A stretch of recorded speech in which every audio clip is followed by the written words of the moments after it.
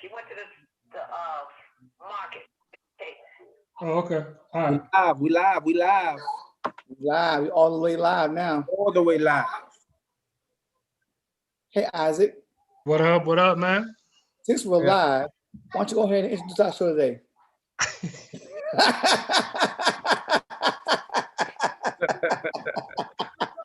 Got it. Oh man, he know today though. I know he know today. I know he know today. Oh man, welcome everybody. Welcome to Fathers and Finances. Today, our show is about getting rid of that cursing.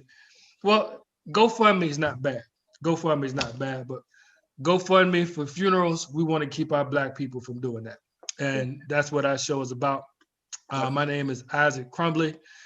We got Mr. Trevor Evans on. We got Mr. Patrick Black Tie Graves. Bliggity black. And we got Mr. Marcus Hunt on. What's up, brothers? What's going on? What's going on? What y'all got? How was y'all's weekend, man? Great, man. It was good.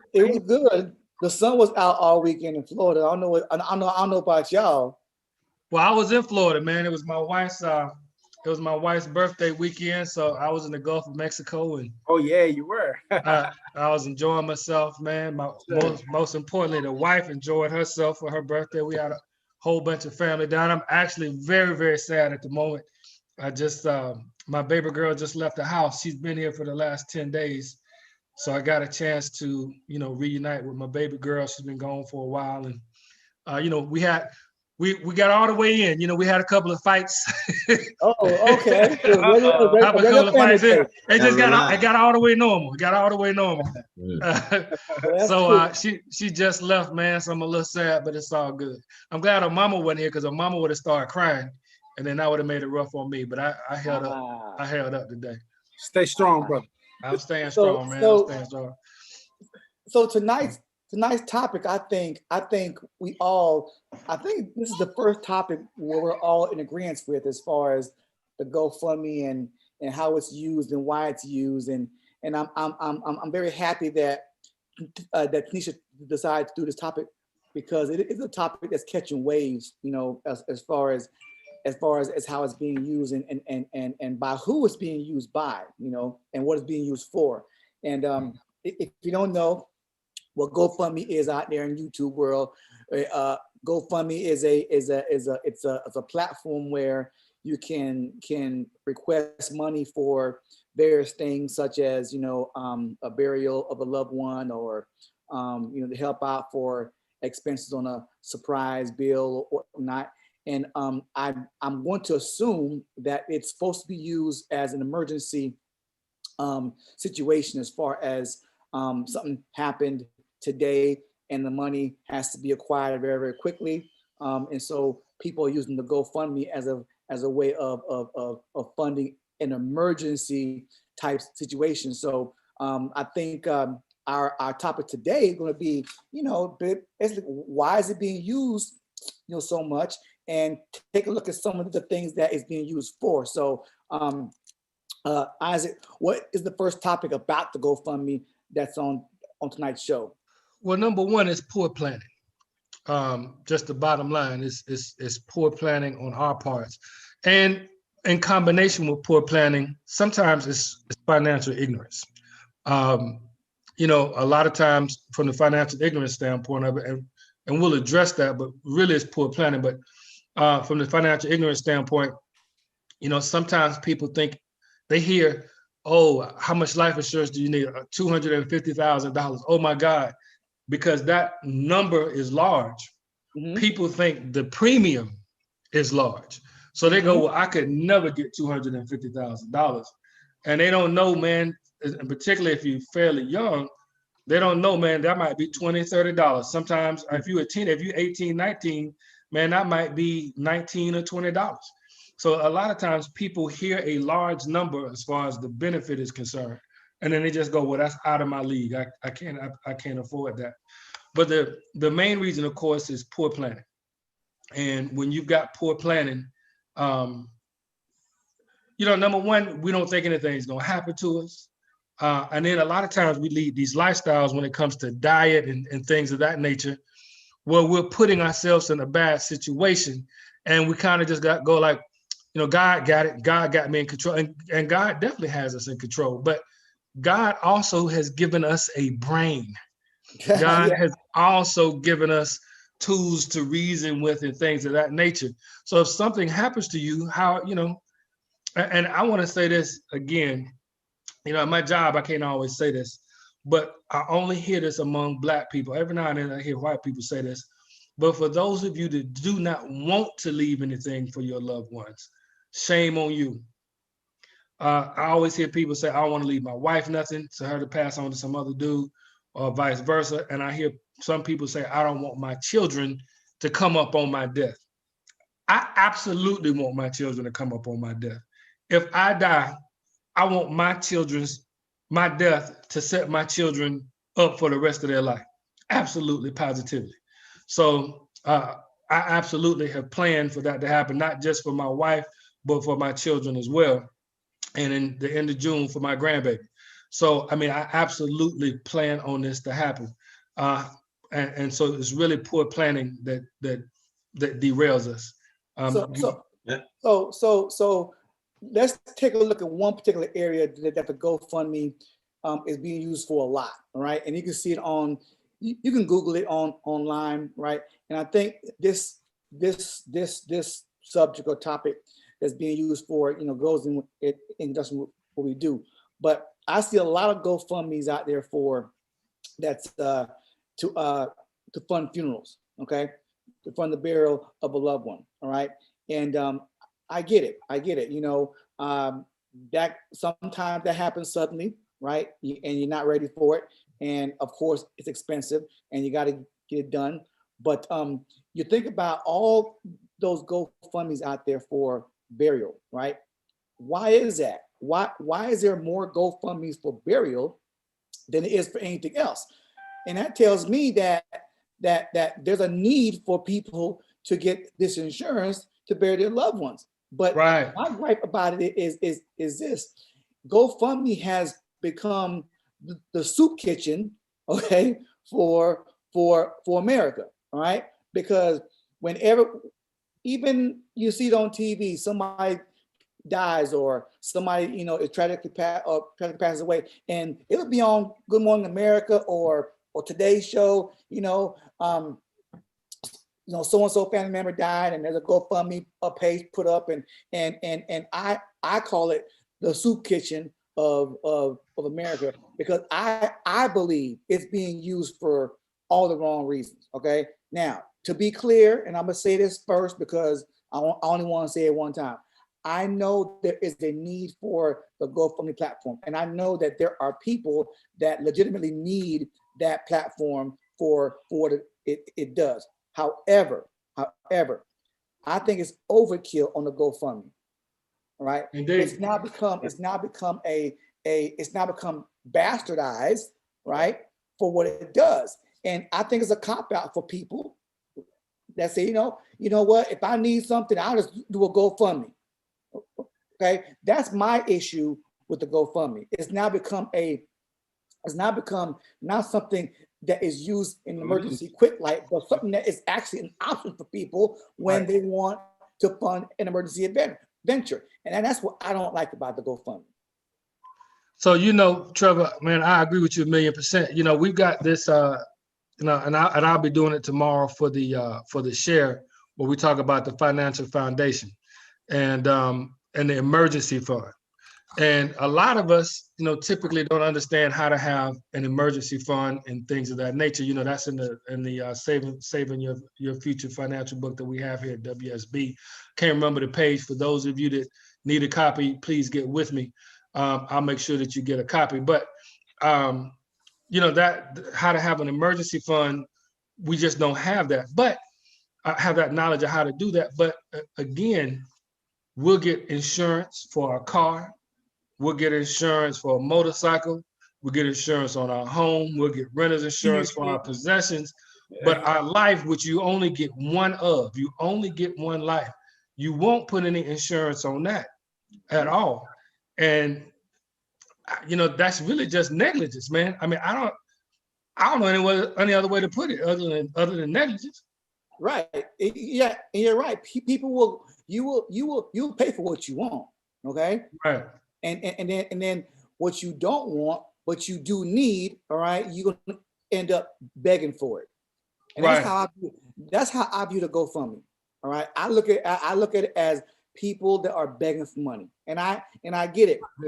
And what I hate about it is people want to use our sympathy for someone passing as a way of us saying yes. And that's what I don't like about the GoFundMe, is because you see more of the GoFundMes for burials than you do for anything else. I have yet to see a GoFundMe for someone that says, I want to pay for my son's college, okay, or my daughter's college, all right? I personally haven't seen a GoFundMe like that before, all right? So that tells me that these people that are putting these GoFundMes together for burials, right, that ain't my damn family, okay? That ain't my damn family. That ain't my brother. That ain't my sister. That ain't my wife. That ain't my family. Why are you begging me for my money to bury your damn family? But see, Trevor, this is what we kind of, I shouldn't say we agreed, but kind of slightly disagreed in the production meeting. But listen, that ain't the grieving person's fault. That's the dead person's fault. Grieving, okay, okay. I tell you what. The dead person, it's the dead person's fault, Trevor. I want to see someone grieve. Oh, my daughter can't go to college. Please grieve that way then. Shit. All right, listen. And then take it even further, though, Isaac. Let's say the person is not even, I understand you saying it's the person who died fault, but let's say that person who died is a child or a minor, or you know what I'm saying? Like, then it's the fault of their guardian. Because they weren't aware of whatever they needed to get in place. And more than likely, because they didn't have nothing set up for their baby, they don't have nothing for themselves. So it's, You're right.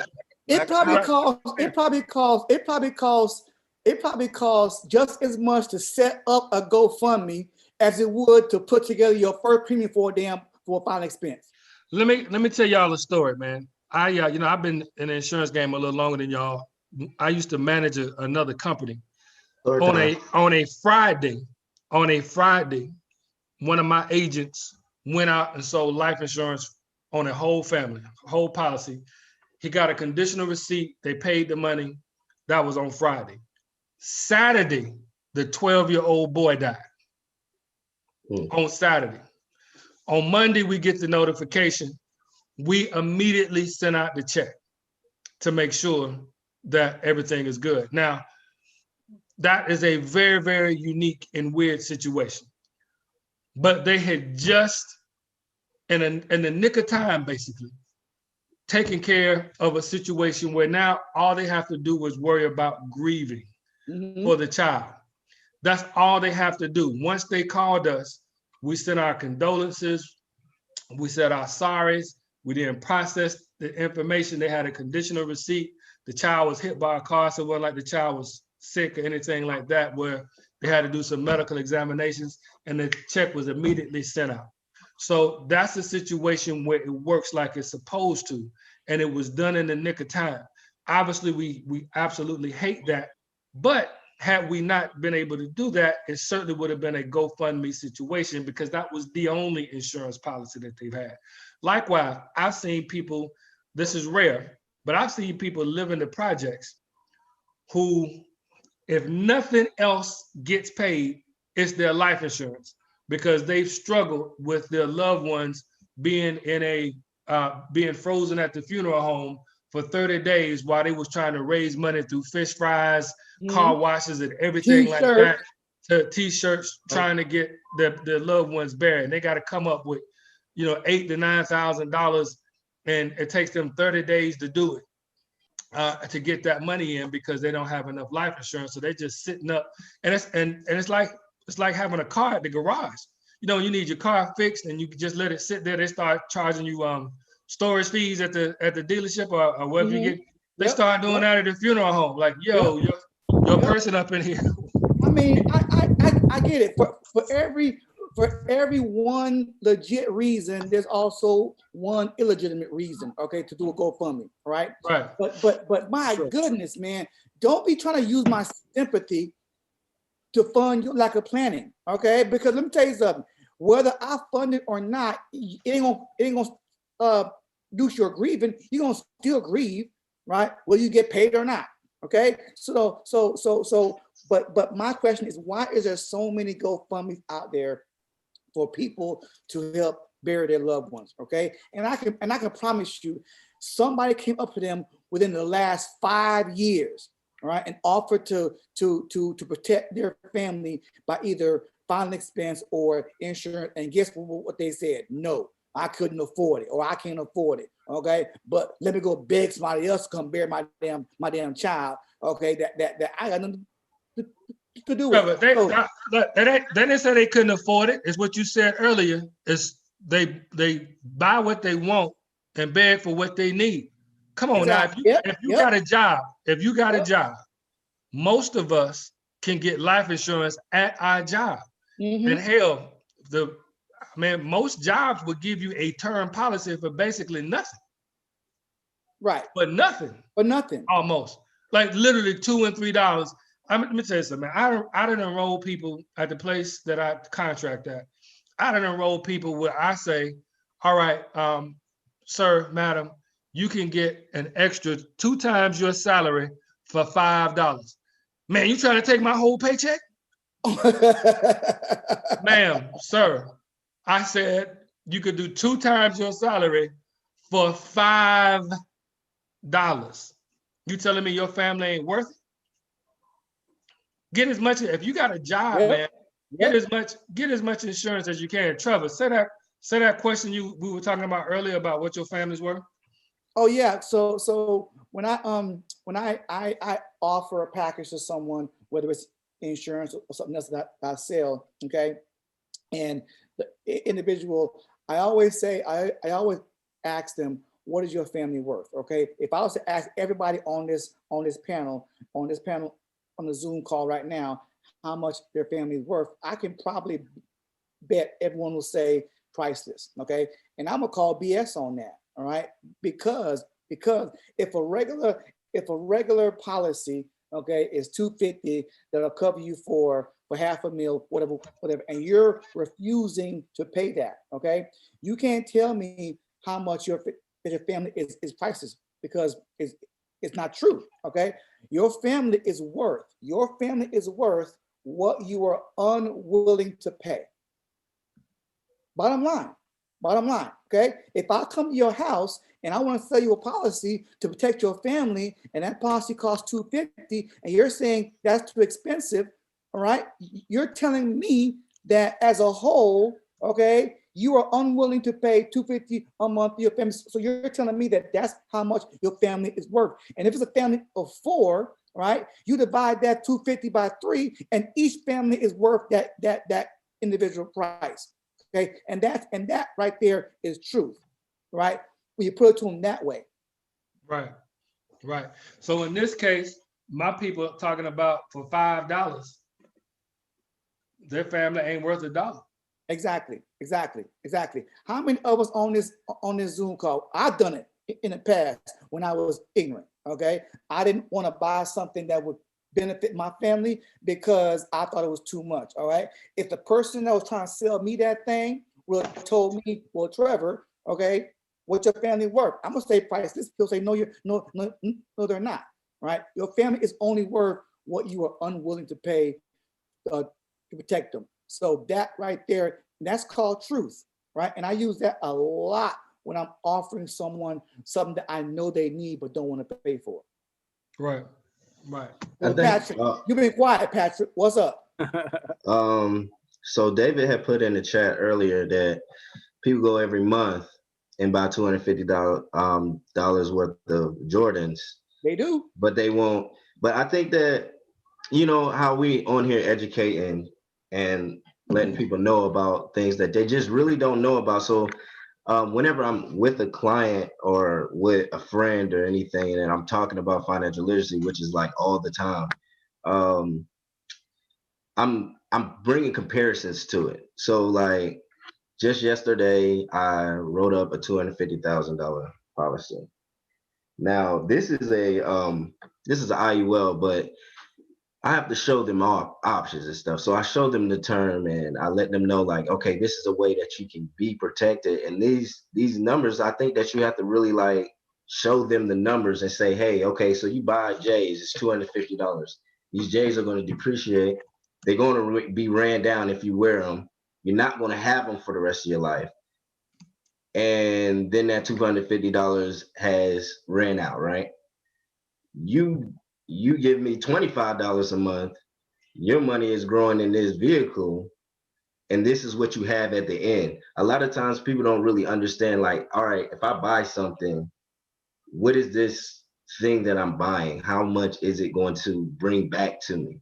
And a lot of things that you buy don't give anything back to you except the value that what it is. So that $250 is just what it is. That's what they charge you for. So what we have to do is get people to understand, like, okay, and it's hard to talk to people when you like listening to them about it, and it's like, okay, so where are your values at?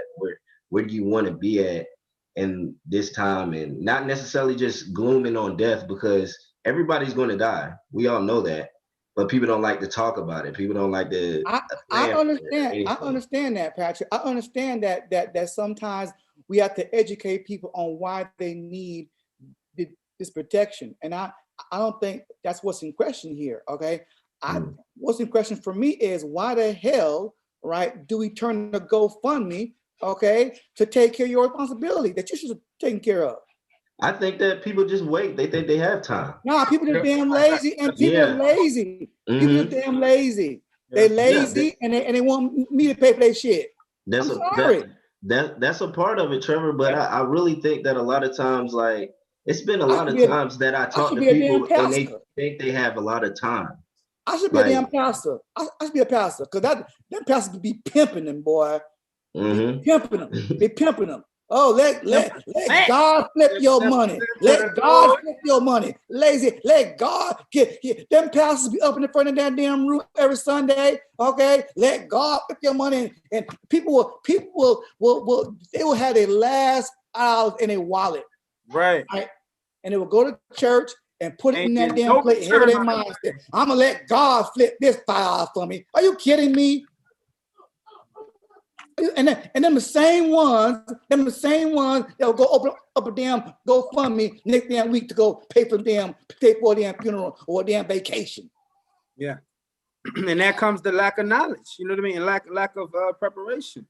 You know, and the lack of preparation comes from the lack of knowledge. Because of course, if you got to be a crazy somebody if you know. Damn, Marcus, if I give birth to a child, okay, I know when that child is born, she gonna die one day.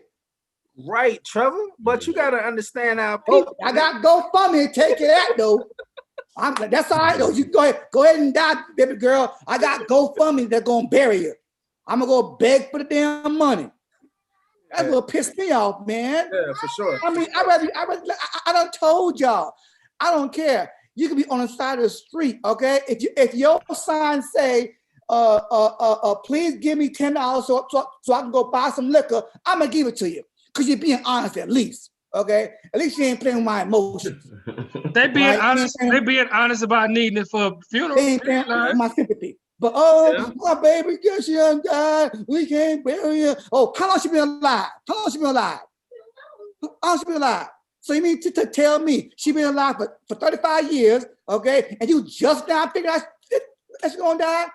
No, I'm sorry. Bullshit. I don't believe that. Okay. Now, completely different story. Young child, you know, happens suddenly, right? Okay. But I'm sorry, man. If somebody, if Pookie died at 26 and you go funding me, I'm sorry. I'm sorry. I ain't burying Pookie. So one of the things I addressed was people are unaware of the cost. So $250,000 policy for an 18-year-old is $19.35. For a 25-year-old, it's $20.86. For a 35-year-old, it's $28.38. I can find that in my couch. and change in my car, ashtray change. That Yeah. man, I promise you, if you walk the street, okay, walk your neighborhood, all right, for a whole day, you can find $20 and change. Yeah, that's Every day, Hey, every day, You know, every day, every day. just to put it on perspective, I don't know about anybody else here, but I know that whenever I step out of the house, say I step out of the house and I'm going to go grocery shopping, or I'm going to do anything. If I step out of the house, there's a likely chance that I'm going to spend over $20 if I'm not thinking about saving. If I just walk out of the house and say I'm about to have a good day today, I'm most likely going to spend at least $20 or more than that. Really, a night out is $100 off top. Yeah. That's off top. That's gas in the car. That's gas in the car. That's parking before you even get to your destination. Yeah, Every time you leave the house, you spend $30. I'm not trying to disrespect, when someone passes away. Okay, I get it, but I just don't like the begging mentality. Yeah. And we just so quick to give to it because people will beg for stuff when emotions are involved and they're gonna use your sympathy. Okay, I mean. Most of us on here, okay, we've been asked for money by somebody, in the past, all right, either on the side of, especially in Atlanta, okay, they're damn near everywhere on every damn corner, right, and people don't give, right. So my thing is, why is the GoFundMe? Why is that so popular? Is it because it plays on our psyche and our emotions, and is that why it works? Is that why it works? Well, I mean, GoFundMe has a particular, so I don't necessarily think it was used for funerals, but it was to be able to support a cause that you felt strongly about. So a lot of people feel strongly about pets. I can ride with that. So they want to donate to pets. I saw a situation where a woman lost a $10,000 wedding ring. A homeless person saw her lose it and kept it. And when she came back the next day, walking through looking for it, he had it, said, I was waiting for you to give it to you. Here you go. I didn't steal it or try to do whatever. The woman, she was so happy with the dude. She was like, this man is homeless, could have pawned my ring and changed his life, but he didn't. So she set up a GoFundMe for him. Man, contributed and got this man a small little cheap house that he could live in and he never got to so that type of stuff I just think is beautiful. You know what I'm saying? And I agree. That's the purpose, to support a cause, to support a mission or what have you. But obviously people use it. Like I literally have seen people to use it to say, man, I need help with my lights. Please contribute to me getting my lights cut off. I've seen people use it obviously for funerals. Obviously in big court cases, we've seen people use it for Isaac, yes. For court cases. You're definitely proving my point. I can understand a GoFundMe if you got to pay a quick little bill here for your lights, your maybe a car note, some one-off bill. But my goodness, why are you gonna put together a GoFundMe, okay, to bury a 80-year-old person that been alive for damn near 100 damn years, and that's what gets me. That's what gets me. All right. You've had how many chances, how many years to take care of that? You can't tell me you have not met one person in the insurance field that tried to sell you a policy to take care of that. Right. And black people are, I'm not sure to say that word. Don't be mad. Crazy. Don't be mad. Black people are crazy. I can't tell you how many, and y'all, even though y'all haven't been as long as I have, y'all probably seen this already. How many times have you seen a child, 50, 60 years old, 40 years old, trying to get insurance on an elderly parent, and the elderly parent is fighting them tooth and nail? Yep. Because they're like, oh, why are you trying to get me? Why are you trying to make me die? Why are you trying to kill me? I mean, like, you trying to come up on me, literally. Because, hey, Dad, do you have any insurance? No. All right, I don't want to go into debt bearing you. You know, you're going to die one day. Mm-hmm. Hey, Dad, listen, you're not as healthy as you used to. You don't have any insurance. Let me pay for it while I can get some life insurance on you. Because next year I might not be able to get life insurance on you. That's the other problem. And while we're talking about this, you know, the IUL, I know we mentioned the IUL a minute ago. People do GoFundMe not just for death, but for disability and being sick and all that type of stuff. And if you got an IUL that you're paying on yourself, you can use that. And not just IULs, there are other instruments that you can use out here to help take care of your health. They got regular disability, all these types of things. Somebody has come up to you at the job, away from the job, whatever, that you could use to protect yourself and not have to use a GoFundMe type situation. You are, if you're a man, this is Fathers and Finances. If you are a father, meaning you're responsible for your family, then you absolutely, positively are responsible for taking care of that income. And if you can't work and you had an opportunity to get something to replace your income and you didn't, what is your family worth to you? Are you working hard to get a PlayStation? Are you working hard to get gadgets? Are you working hard for Jordans? But if something happens to you, now you got to pawn the Jordans, sell the Jordans, you got to pawn the PlayStation, you got to pawn all this stuff trying to get income in when you could have just been paying $20 or $30. And don't get nowhere near what you paid for. Some of these people, right. Some of these people, I saw a GoFundMe one time where this person put together a GoFundMe, and I forgot how much it was, but the wife of the person that put together the GoFundMe, okay, got mad at the individual because the individual could have put whatever they were funding on a credit card, right? But chose not to. He said, I don't want to put it on a credit card. I just use a GoFundMe and get the money that way, all right? I know there are plenty of people that whatever they need the GoFundMe for, I can promise you, all right? Most of that shit, you know where it's at? In a garage. Sell some damn rims, all right? Sell some rims at your garage, right? Sell a damn dresser. Sell a damn ring or a necklace, okay? Sell something of value, all right? So instead of going to go and beg for damn money to go bury somebody or go do whatever, okay? Because chances are, whatever you trying to get together on a GoFundMe for, you got it. You got it somewhere in your house, all right? In a number of different things. Start selling.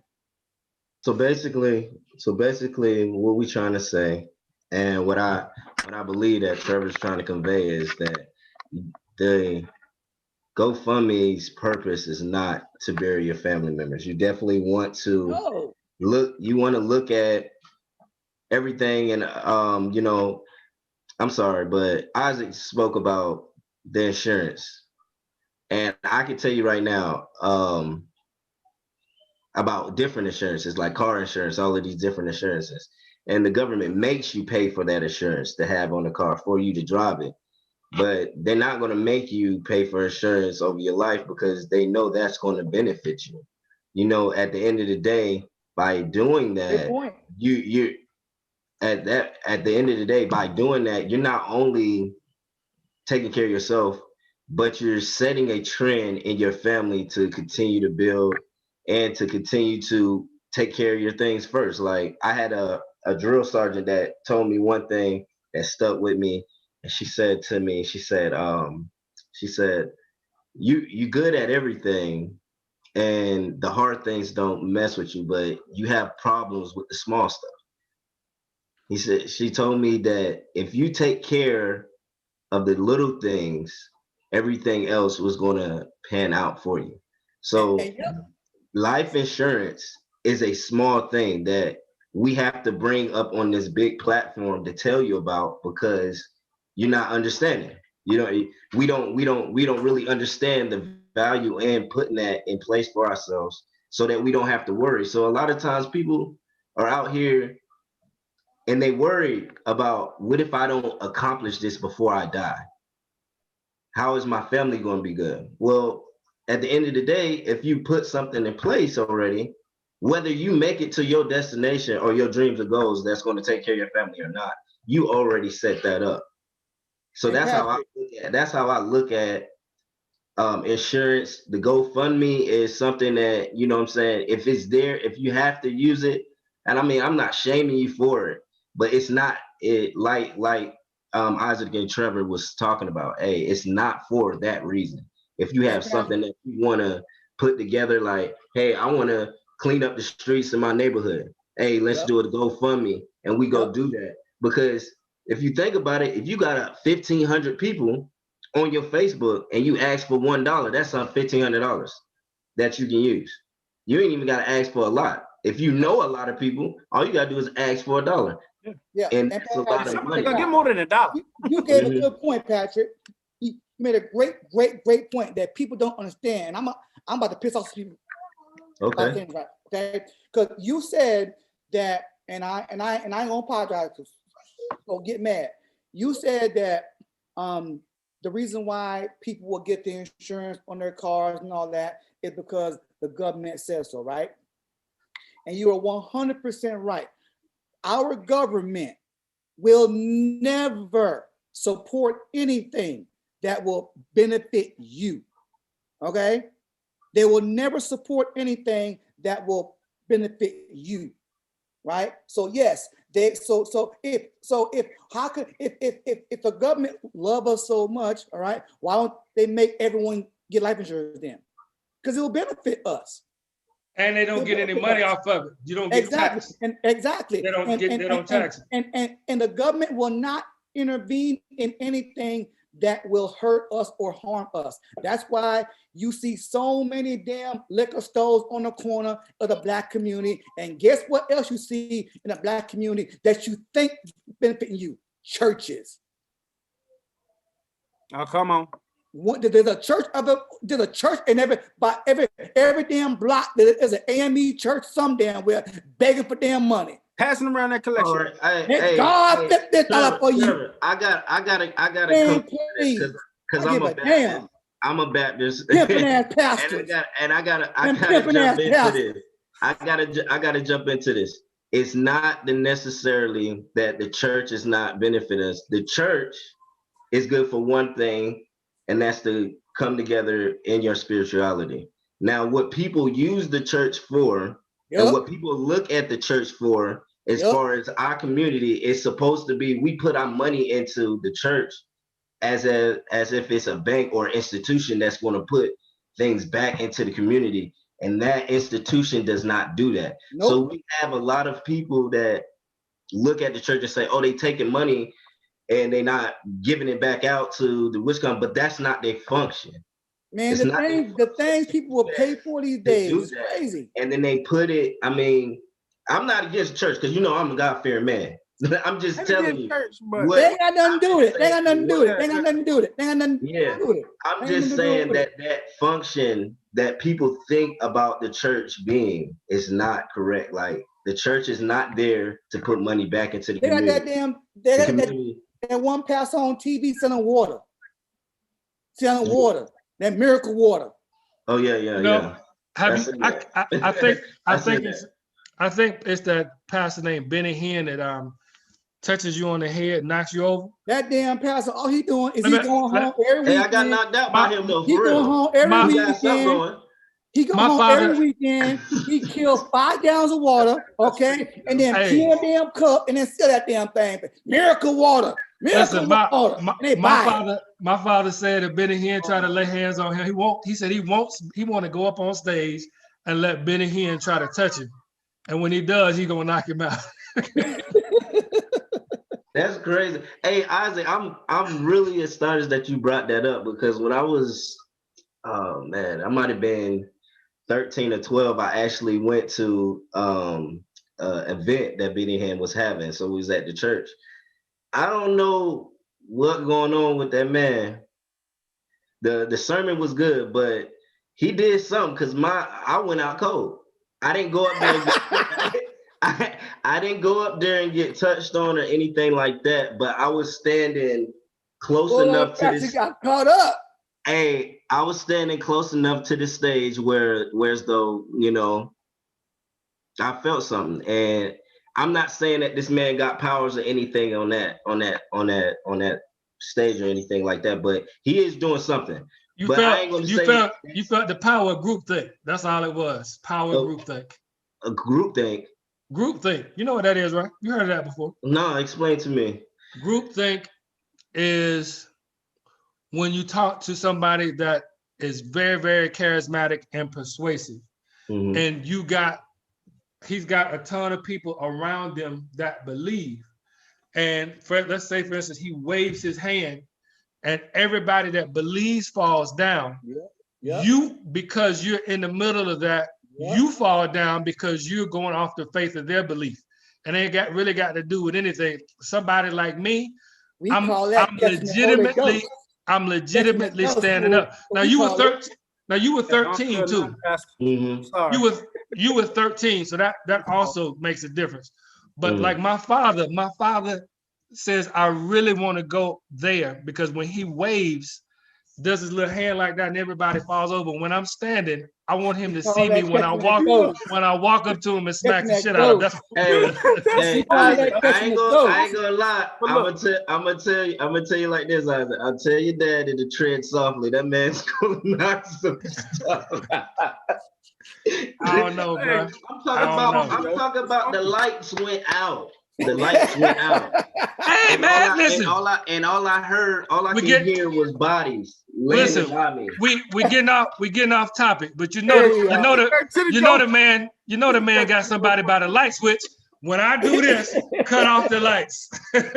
No, I'm talking about my lights. I'm talking about my lights. I got you. All right. So anyway, yeah. So back to the GoFundMe now. Okay, right? Yeah. Okay. So again, Back to the GoFundMe. I think we all agree that it's good for what it was brought up for. But again, I just don't like it for funding of things that have been in play for a while now. No, we kind of way behind, Trevor. So we kind of have talked over the struggle that we have financially speaking. That was one of the topics we wanted to try to cover. Where we struggle to plan financially. Some of it obviously has to do with miseducation. Like I mentioned before, we, when it comes to, for instance, people, I just quoted what the rates were. So some people think $250,000 might be $500 or $600 a month, when in fact it's just $19. I think the most I read off was, what was it, 22? I think it 26. was, no, 28. That was the highest thing that I read off, which was $28. So you can get that, type of insurance. The next thing is not understanding. There are a lot of people that don't understand the financial foundation that we have here at WSB, where we talk about protection, where we talk about debt management, where we talk about God dang it, where we talk about emergency funding, and then last we talk about the investment part to kind of put the icing on the cake or to try to cover it up. So we've got a lot of that. What are some of the other issues briefly, because we want to get into the solutions, obviously. Okay, so here at the end. What are some of the issues that we find we're struggling? The issue is, and most financial advisors or financial educators see this all the time, is when you talk to somebody and we go over the PFS, you can clearly see a person may be struggling, right? They may be struggling, they may be just getting by, but one thing can happen. Define the PFS real quick. Define the PFS for people that don't know. So a PFS is a personal financial strategy. And what you're doing in that is we're just going to look at everything that you have going on, what's going in, what's coming out, and how you manage your money and budget that to accomplish what you want to make happen in your life, right? So when we're doing those things, it's a lot of times that I see that people are looking at their truth and denying it. Like, definitely, if you see something's wrong and you have a way to fix it, why not try and fix it? Just because it might be hard for you, but it's two things that's hard. It's hard to be broke. It's hard to be broke, and it's hard to be wealthy. Now, which hard do you want to take? what do you want to do? Like what type of lifestyle do you want to live? I always say I do what I don't want to do so I can do what I want to do. Right. A lot of times people they're not doing what they want to do. They're doing what they have to do. They're doing what they have to do. You know what I'm saying? So at some point in life, I think everybody in life, when you grow up, as you're going through this journey, you're going to have to do things you don't want to do. It's a lot of times, almost every morning, I wake up in the morning, I don't want to get out of the bed at all. I want to just sit in it and put the TV on and just sit back. But I have to get out of the bed because I know it's somebody I got to talk to. It's somebody that needs to hear the information because today may be their last day on this planet. Today, the next 16 hours, if I don't call them by 12 o'clock, something could happen at 1 and it can change their whole family's life. So that type of responsibility, once you get this license, you got to understand, once you get this license, you have that responsibility to talk to the people you love, to the people you don't like, to the people you see in the streets. Because at the end of the day, we need to get the information out. You need to be able to receive it and do something about it. Like I said on one of my shows before, I'm tired. I don't know about you. I'm tired of seeing my people live the way that they live, me included. You know what I'm saying? Dealing with the same things that I deal with. Trevor knows that he's gotten out of it, but he still has to look at it. You feel me? Like, even when you get out, you have to look at it like you may have 4, 5, 6 different friends that, you know what I'm saying, you want to be with you, but they're not willing to make the sacrifices to be there. They'd rather wait to the last minute, and then we be looking at a GoFundMe. And then they're gonna be looking at you to fund that GoFundMe. Right. So it's like, so it's one of those things that, you know what I'm saying, we just gotta wake up as a people and do the things we don't want to do, because if we don't, we're gonna be in the same situation. You know, I want to say this real quick. I know I invited some rattlers on. You know, I'm real active with the class of '88 and FAMU in general, where I attended. And one of my closest friends, we lost some rattlers due to cancer this past year and COVID, you know, in 2020. And some of them we did GoFundMes for. I'm 51, so these people are my age. All right. So some of these people had inadequate insurance, and mind you, some of them made very good money. These weren't like broke individuals. They had homes, cars, all of that type of stuff. So it's not like they were living destitute. They were living the American dream and didn't have anything, and we had to have GoFundMes for them. So as I was talking with the class president, Steve was telling me that he was like, man, I've asked a lot of people to reach out to you, and there's another rattler that's an insurance agent. He said, I've asked a lot of people to reach out to you, and you know what they told me? I was like, what's that? They don't want you to know their personal business. And I'm like, are you kidding me? So it's more embarrassing for me as an individual, or the other family rattler that's another classmate of yours. Is more, first of all, if I share personal information, I could lose my license. That's a HIPAA violation. Yep. So if you tell me something as an insurance, that's just like a lawyer. Whatever you tell me health related, that's it. I have to keep that. If I share that, I lose my license. So this is just like attorney-client confidentiality. You tell me whatever's going on with your health when I'm filling out the application, I can't share it to anybody, or else I'm in violation of HIPAA. But you would rather be embarrassed once you die because you didn't properly plan to have insurance, as opposed to just one person knowing what your financial health is. I mean, your actual health is. Right. Right. Now, they don't want to tell me they got diabetes. They don't want to tell me they got high blood pressure. Some of them got venereal diseases. Some of them got whatever, you know what I'm saying, that's going on with them that I got to put on the application. Right. I can't mention any of that whatsoever. That's client confidentiality. I can't mention that. I lose my license. I ain't trying to lose my way of sustaining myself to be messy and putting stuff on blast. Who wants to do that? You know, and number one, if I look at you half the time, all of you, if you've been doing this job long enough, you can look at people and their shape and pretty much know what's going on with them when you do this job for a while. I can listen to people's voices and know who smokes. That's how long I've been doing this. I could talk to you and be like, they smoke or they just stopped smoking. That's how long I've been doing this job. So you would rather me not know or you not know what's going on individually. But when you pass away, you rather the world to know that you just didn't get a $20 policy to take care of your family. A $20 policy. A $30 policy was just too much for you to take care of your family. I mean, that's ridiculous. Right. Yeah. Oh yeah, for sure.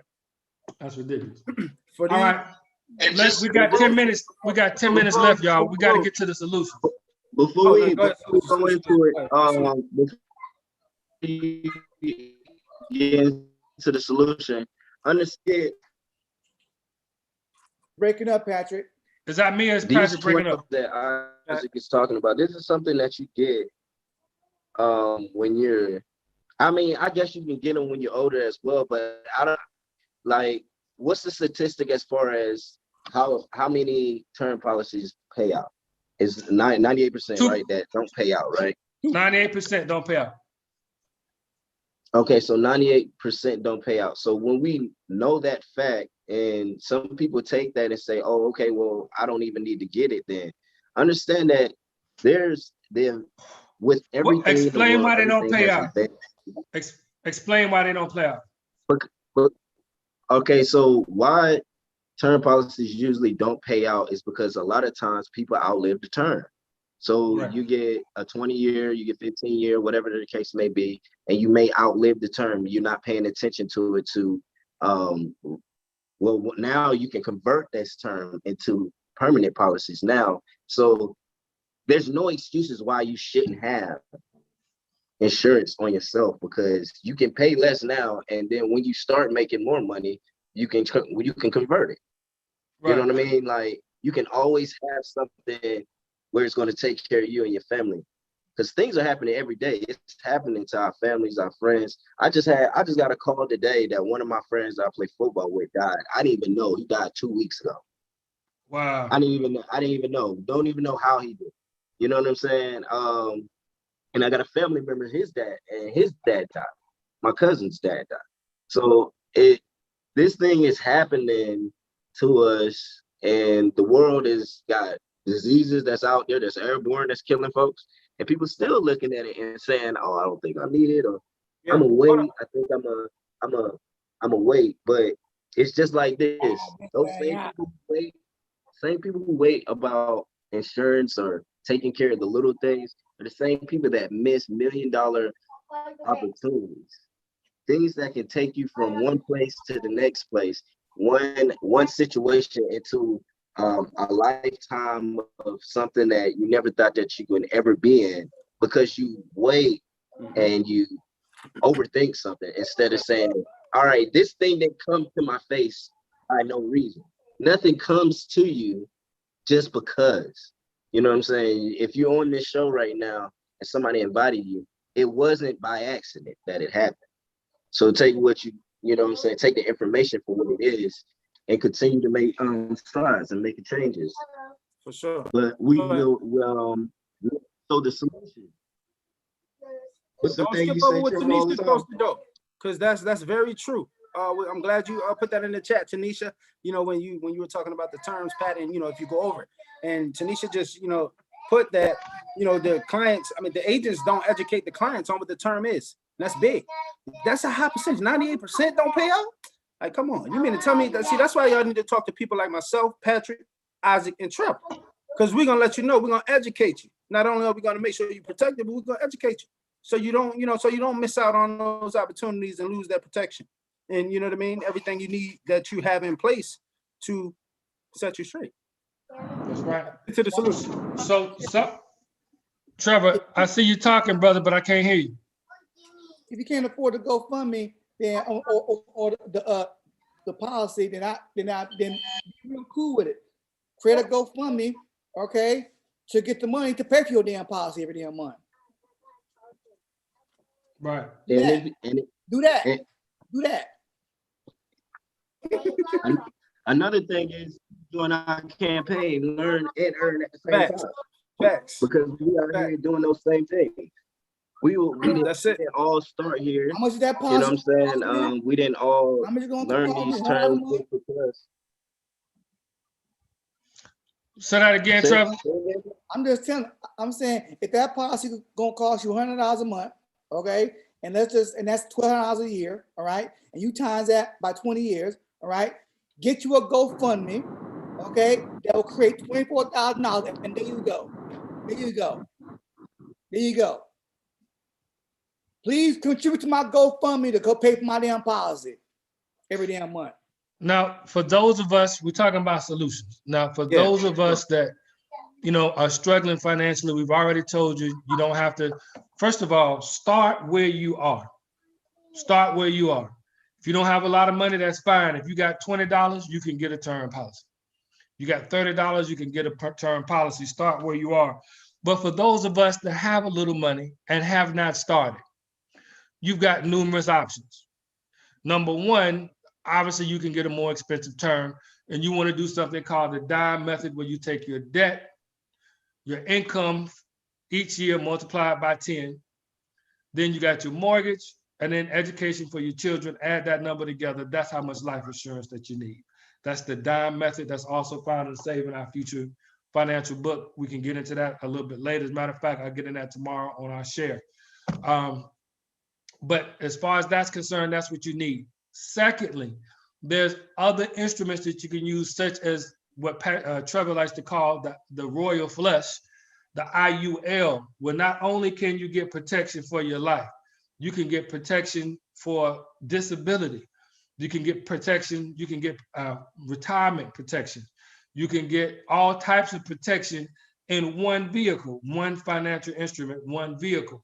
So we don't have enough time, even if it was a full hour, we couldn't dedicate enough time to the IUL as far as how that happens, but there are numerous options and numerous solutions for you to take advantage of, where you can protect your family and make sure that you aren't a burden to anybody that you love. So am I missing anything, fellas, when it comes to trying to address these solutions? Yeah, you missing one thing. They can What's always join this marvelous campaign and make that money on a part-time basis starting out, and they don't have to stop what they're doing. It's just an addition to what they got going on. You don't have to stop your income, but you dedicate enough time to this campaign, you will stop doing what you originally was doing to do this full time, because you're gonna make so much money. It's just that simple. And then another thing I want people to understand. All right. So I was in the military, right? 7 years. I know people that came out of the military has limps, back aches, whatever the case may be. This IUL policy also has the long-term care. A lot of times with a lot of people, there's going to be a case where long-term care is going to be needed. Understanding that long-term care cripples families. You can have a family that's well off, and if they have to take care of somebody 24/7, one of their family members, that is doing a lot to their pockets. Mm-hmm. Right now, the medication that the doctors are putting people on, that stuff is not cheap. I'll tell you one story before we get off here. It's 2 minutes. One story. I had got, I was 25. I was in the best shape of my life. I was playing football for a college called Allen Hancock in California. I tore my knee and I got a pulmonary embolism. I don't know if anybody knows what that, but it's a blood clot that goes into your lungs. I nearly died in the hospital because my lungs was filled up with water and blood and all of that, right? But with saying that, if I didn't have the things that I have in place, I'll be in trouble. Like I wouldn't know what I was gonna do. I was a young person at the time. Luckily, I was in the military, so they took care of a lot of stuff, but I was just thinking about that stuff happening to somebody that's perfectly healthy. They said I shouldn't even got a blood clot. They said there's no way that you shouldn't even had it. You know what I mean? So these things are happening, freak accidents are happening. If you don't have anything that's going to take care of you, you're going to be sitting at another situation. But you know what I'm saying? And looking at it different, a different life. You know what I mean? So we want to help you continue to have the same type of life that you have now and better it. Indeed, brother. Indeed. Sure. Indeed. For sure. Well, oh man, so I don't know about y'all, man. When all four of us get together, we get to running off at the mouth, Yes, sir. and it don't ever seem like an hour. Like literally, when I looked up, I was like, damn, we went the entire part of part 2 of the night. We covered that. We were on 1 through the time limit for number 1, and we did all of number 2's time limit on number 1, the topic for number 1. So I was like, golly, how in the world did that happen? I'm supposed to be on top of that. And we Trevor was mad at them folks about that GoFundMe, man. That's what it was. Yeah. I had to get some of them back, like, hey, watch out. I'll take it. I'll take it. I'll take it. Yes, I feel you though. I feel you so much on that, bro. Because we can do better. We can do better as a community, and to see and show ourselves to the world like we can be better than that. GoFundMe is not to put people in the ground. Yeah, yeah. right. Hell, we can put somebody in the ground for free, go in the backyard and dig 6 feet. Right. You ain't gonna go it that way. And listen, I want to say this. You know, man, we gotta eat better too, y'all. Yeah, That's a fact. We gotta eat better. That's a How fact. we eating is putting us in the ground early. Yeah. And it also affects our rates. So the rates that we were quoting are just the average person, like the 18, 19, 28-year-old person, $28 premium, one super healthy, one unhealthy. That's just the average human being living in the United States.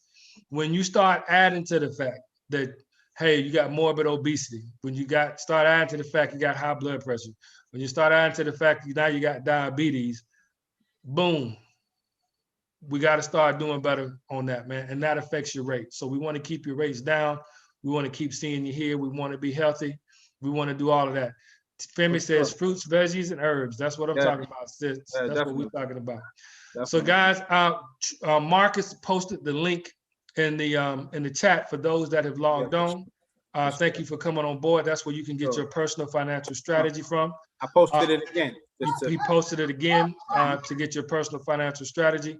If you're watching on YouTube, it's going to be in the description to get your personal financial strategy. It is going to be in the description.